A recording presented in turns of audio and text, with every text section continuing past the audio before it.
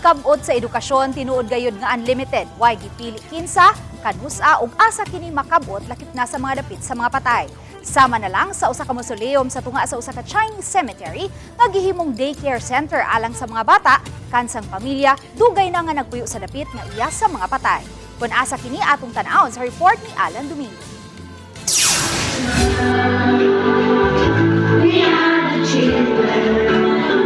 Sila ang matinunan sa daycare nga hilabihan kamalipayon sa ilang performance sa culmination sa United Nations celebration.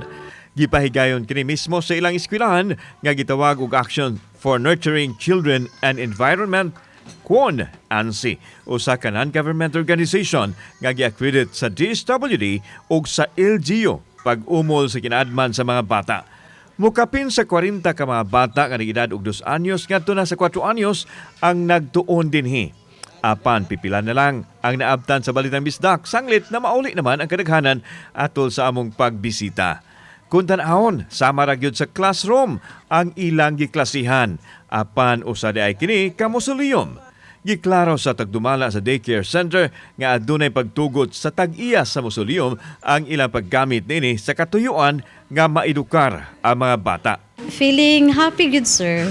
Feeling happy and tagan ni ka ng contentment, then at the same time is maka-feel ko ka ng appreciation sa mga parents, especially nga ning agi na sa ako 13 ka tuig na human nasugdan ang advokasya sa NGO nga suportado sa nagpakabanang institusyon sa Germany. Libre ang tanan gikan sa mga gamit sa eskwelahan, uniforme ug adunay feeding sa mga bata kaduha sa usa ka semana. Gihimugatan nila nga gipaduol nila ang daycare center sa marginalized sector ug kadtong mga taong nanimuyo sa sulod mismo sa samang. It's a great honor kay despite sa environment nga ingon ani, so they are nang nakaton gani sila, especially their values. Kaya nga mo go diri is we inculcate more values. Alang sa mga ginikanan, hulog sa langit ang programa kay nahatagan og kalidad nga edukasyon ang ilang mga anak. Salamat sa nasa feeding. Kung makatipid sa mga anak ko kanang baon. Pasalamat sa ko ni Ma'am Jean kay siya nagtudlo sa akong anak. Kaduha naman din akong balik dire. Pasalamat ko na dako ang iyang na-improve sa iyang pag-eskwela niya dire.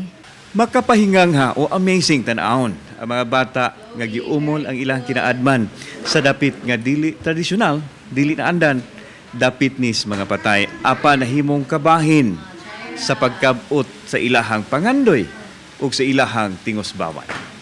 Samtang naanugnan ang mga ginikanan, labaw na ang magtutudlo kay katapusang tuig na lang di ay nila karon sa sulod sa sementeryo sa mga Chinese. Kay gipabakantihan naman kini sa tagdumala alang sa katuyuan nga mamahimong kabahin sa Heritage Project ang samang. Nang hinaot ang mga bata uban sila mga ginikanan ug magtutudlo nga matugtan gihapon sila nga magkapadayon sa ilang pag-umol sa pundasyon sa kinaadman sa mga bata. Dapit man sa mga patay, apan dinhi nabuhi ang paglaom sa mga bata nga naningkamot alang sa pagkabot sa ilang ugma. Kauban si Clover Lumayag, ako si Alan Domingo. Balitang Bisdak.